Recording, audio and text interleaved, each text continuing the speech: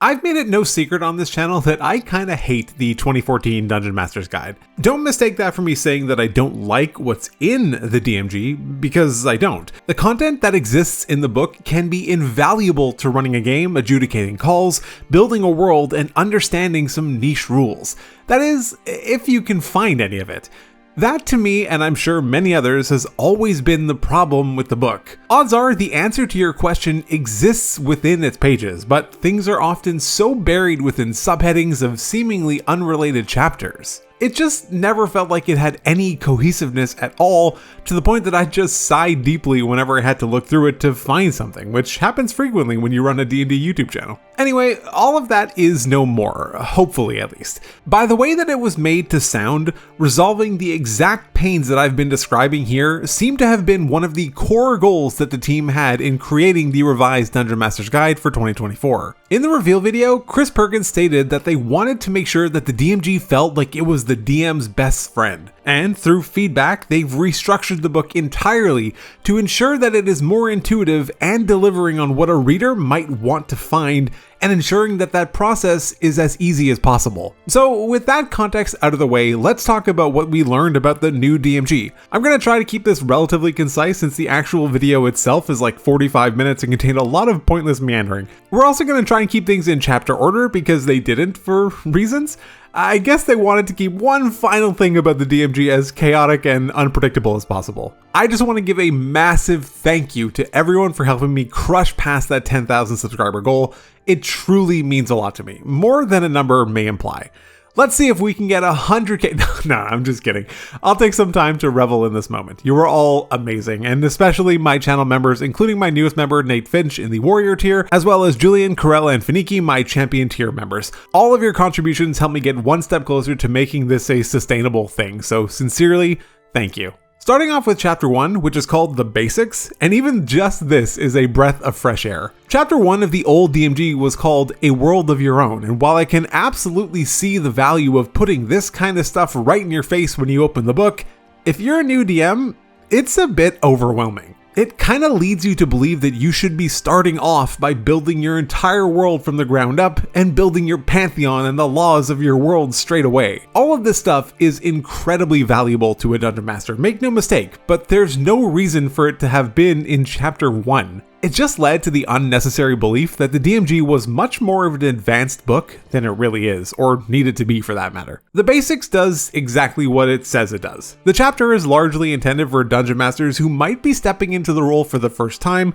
and want to get a firmer grasp of how things work. The chapter contains some sample gameplay scenarios with descriptions, much like the Player's Handbook has, but these are obviously more DM focused. It also goes into some detail about how the different elements of the game can seamlessly transition into one another, like how exploration can suddenly turn into combat, for example. It also goes over how to get new players involved and set them up for success, and what the purpose of the DM screen is and how to effectively use it. I think this is going to be a wonderful resource to help new players and new Dungeon Masters alike just get into the game and get playing as quickly as possible, and while feeling comfortable enough to do so. Moving on to Chapter 2, this one is called Running the Game. So while Chapter 1 provided much more of a high-level overview of what Dungeons & Dragons is and helped to conceptualize for the reader how some things might work, the Running the Game chapter is much more suited to doing just that, running the game. Something the team didn't feel necessary to do until Chapter 8 of the 2014 DMG, after the rules for recurring expenses and linked adventures. Like sure, you didn't know how to actually play the game yet, but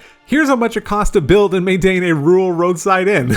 Anyway, the 2024 Running the Game chapter looks to be very well suited to both new and even experienced DMs who may have been running a game for a while, but may have struggled with certain elements of it, like foreshadowing, or with scenarios that simply don't come up often at their tables, or how to keep the adventure moving forward toward a goal without your players feeling like they've had their powers just stripped away from them. It also includes real-world advice, like what to do if a player can't make a session or if you have to cancel one, but also plenty of in-game advice. One thing that was specifically noted is that it contains suggestions for customizing the game experience for the players that you have, and just the acknowledgement that even running published adventures is not a one-size-fits-all kind of thing. I love that they specifically call this out in the game. Yes, anyone who's been around D&D for a while knows that a core element of the game is that you can change and do what you like like to make the best and most engaging adventures for your players. But that's never stopped people online from telling others that they're running things wrong.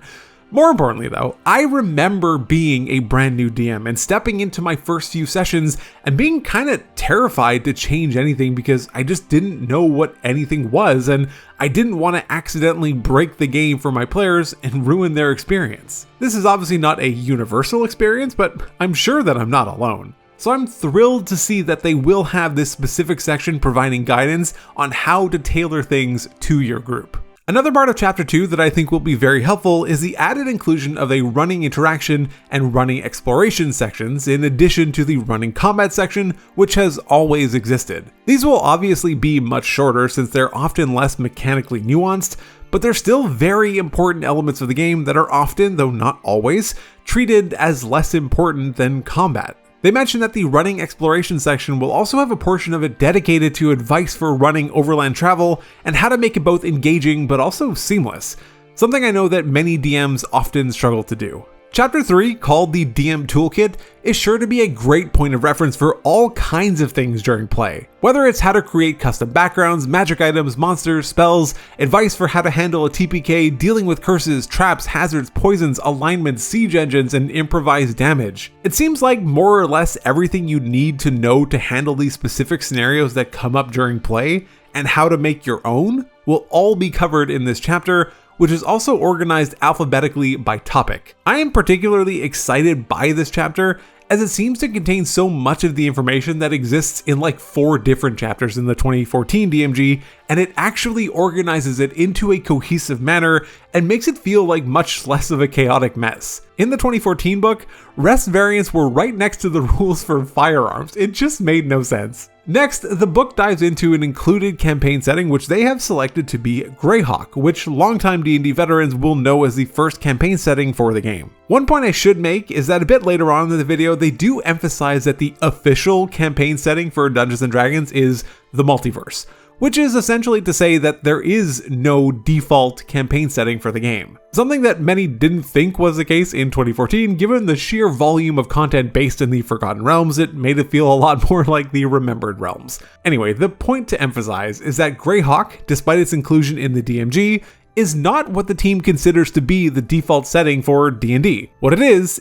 just a setting for the game that they use largely for demonstration purposes. They've created this mostly full and complete setting, but have presented it in a way that largely feels skeletal in nature so that a DM can feel as though they have enough to run what they need, but that the world is also their own and they can do with it as they please, and not that any change they make will be seen as some crime against humanity. They even mentioned that they view it as much more of a sandbox and include suggestions for where to include your own dungeons and bastions and things of that nature. As someone with very little Greyhawk experience, I'm really excited to dive into it a bit more and experience it through this modern lens. In this chapter, you'll also get a poster map of the city that helps explain and demonstrate what a city hub looks like, but then they also go beyond that and show the regions outside the city of Greyhawk, and delve into more of the wilderness and what it has to offer, including areas of interest, other threats, and so much more. Once you've now got your feet wet with Greyhawk, you might feel inclined to want to make something of your own, and I think this has always been one of the biggest draws of D&D and TTRPGs more broadly. The fact that the world that you're playing in is not one that is restricted to what some company somewhere else saw fit to make,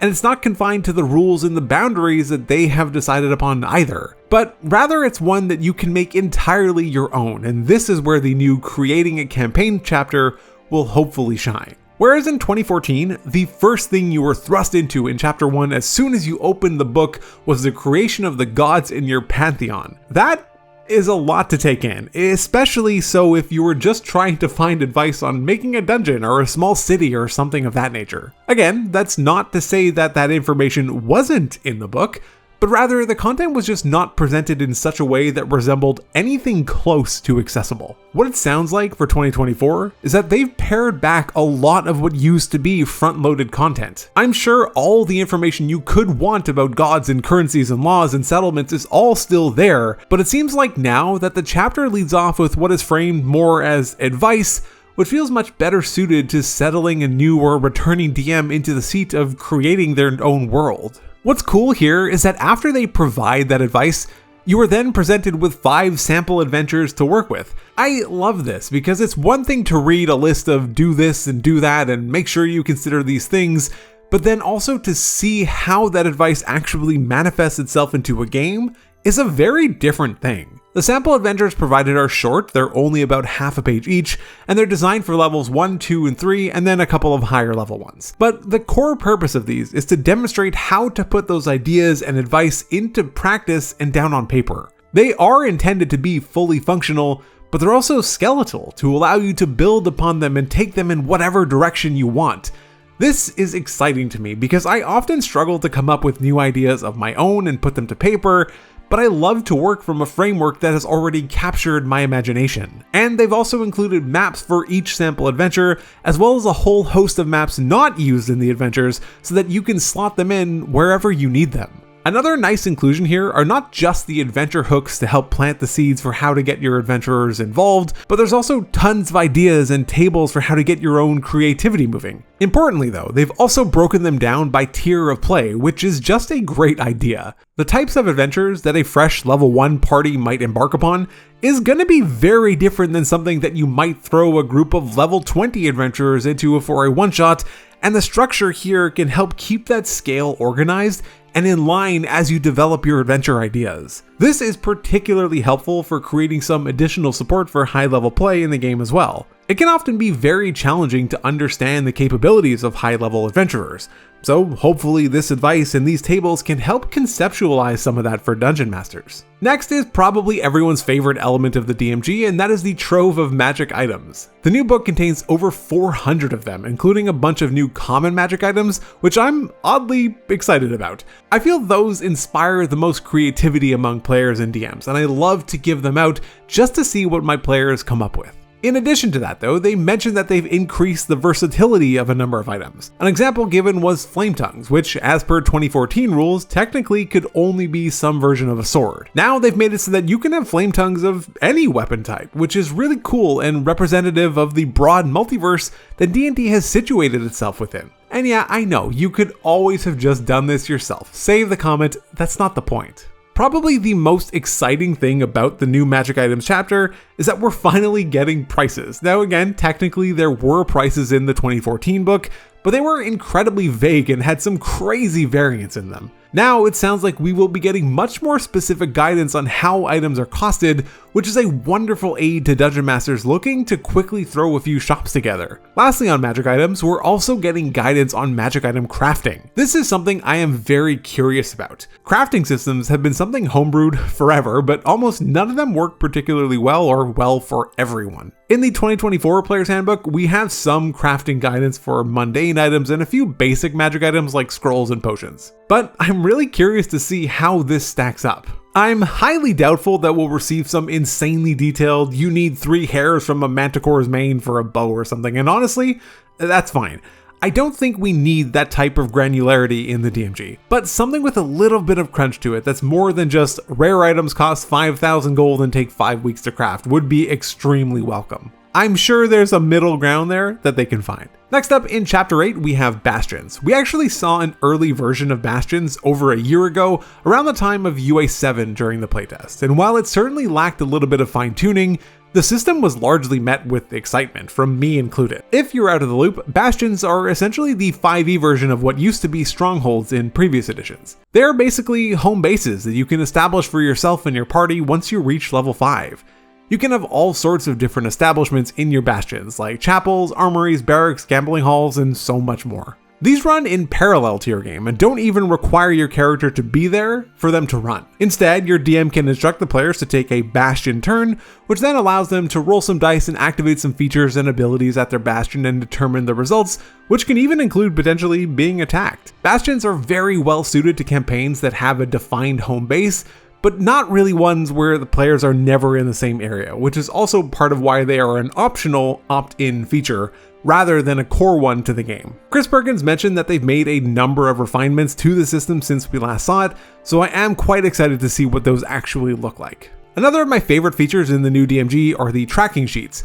These are tools that the DM can use to help keep track of all sorts of things going on in their games, including their players. The tracking sheets in the book are the character tracker, campaign conflicts tracker, the NPC tracker, the settlement tracker, the Bastions tracker, magic item tracker, and a session planner sheet. But importantly, and it might seem like a smaller insignificant thing, but the sheets all appear to have been very intentionally designed. They're not just blank pages with a title, they seem to have been purposefully crafted to fit their intended role and contain fun and whimsical art to help liven them up, which is a very nice touch. You might use none of these trackers, or you might use all of them, or maybe you use some but not others, and that's cool. I just love that they've included them for use to help the DM along as they're diving into the game for what might be their first time. Finally, we have the lore glossary, which can be found in Appendix A in the book.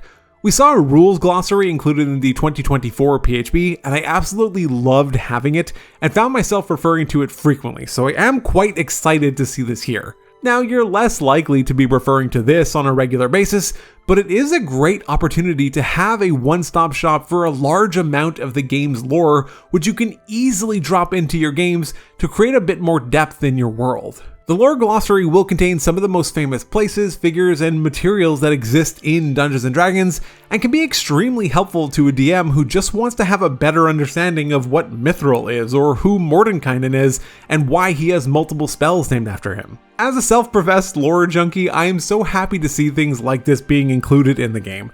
I'll often mention something during a session and a player will get an opportunity to get some more knowledge or insight about that thing, and sometimes I'll just draw a blank like we all do, so it will be nice to have a convenient place to reference whenever necessary. And that's it, that's the new Dungeon Master's Guide. If you couldn't tell, I am very excited to actually get my hands on this book and really see everything and how it all comes together. Based on what we've seen and heard, the book sounds like it's going to be a massive upgrade from the 2014 DMG, and I do hope that that comes to fruition. Let me know your thoughts in the comments below about the new DMG, check out some of my other D&D content, but otherwise, take care.